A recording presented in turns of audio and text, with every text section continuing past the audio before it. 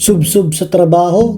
O baka naman busy ka lang sa paglalaro mo nang biglang kumate ang butas ng ilong mo at bigla kang naphatching.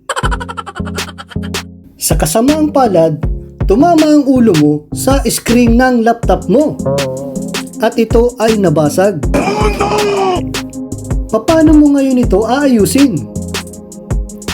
Huwag mag-alala dahil tuturuan kayo ni Pinoy ComTech kung paano ayusin ang panooran ng computer sa ibabaw ng Hita mo. Dito yan sa bagong segment na Paano nga ba? Goodbye!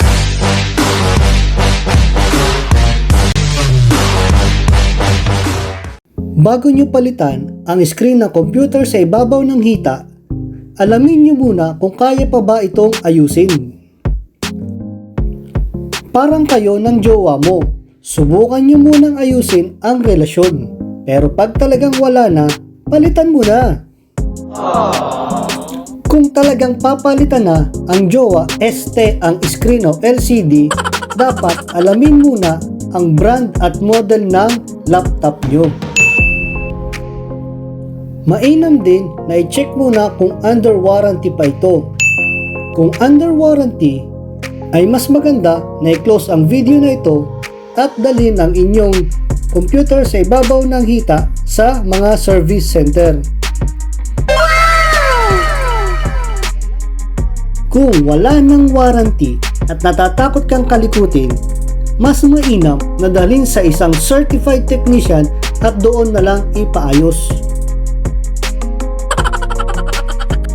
Kung nagtitipid naman sa pambayad sa isang technician at mahilig kang mag-DIY, ituloy ang panonood at tuturuan ko kayong kalikutin ang computer sa ibabaw ng Hita mo. Pumunta sa mga online store tulad ng Lazada at Shopee. I-search ang brand at model. Kung may nakita ka na, mainam na magbasa ng mga review para malaman kung legit o magandang klase ang o-orderin. Ngayong dumating na ang ating order, ito ay ating i-check. Kung mapapansin nyo, may tape na fragile. Parang ikaw ito.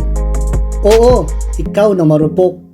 Pagkatapos kang lokoy ng BF, isang flowers lang at chicken joy, bigay ka na agad.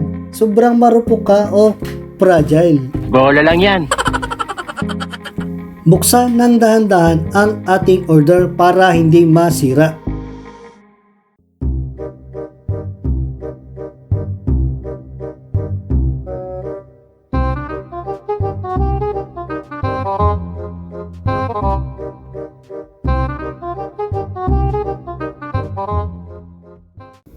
Ngayong bukas na ang order, dapat nating i-check munang mabuti kung may damage o sira ang order para may sauli agad.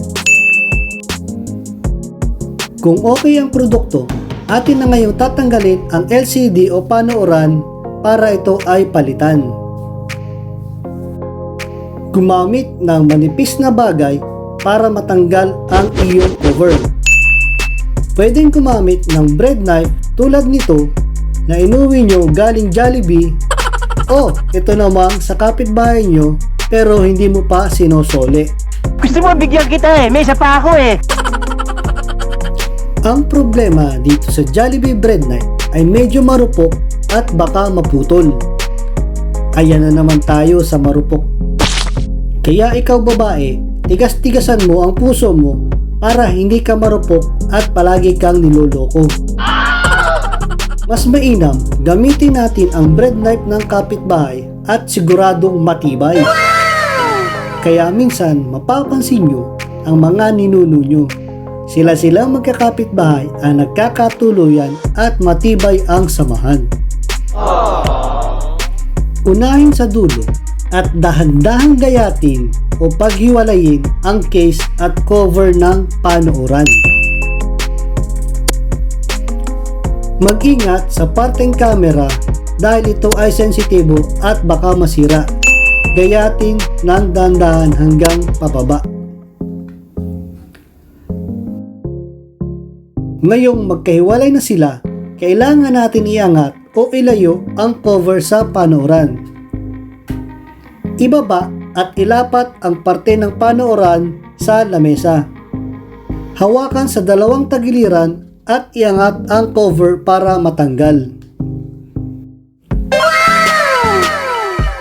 Hanapin ang mga tornilyo na nagkakabit sa panooran at case. Kalimitan ay 4 ang mga ito. Luwagan at pihitin at alisin ang mga tornilyo para maalis ang sirang panooran.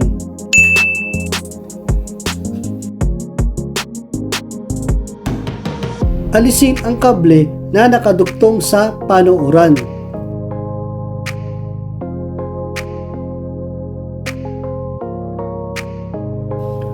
Kunin at ilapat ang pamalit na panooran.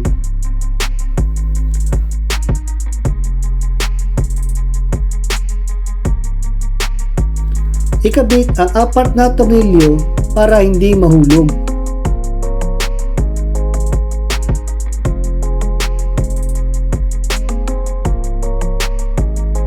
Dahan-dahang alisin ang plastic cover.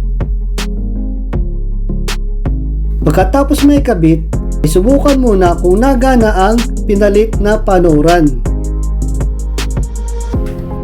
Wow naman! Wow! Wow! Kung nagana, ibalik ang pantakip o cover ng panooran. Ihiga at itapat sa kung ano man ang tawag dito at ipasok. Ilock ang cover sa pamamagitan ng pagpindot dito.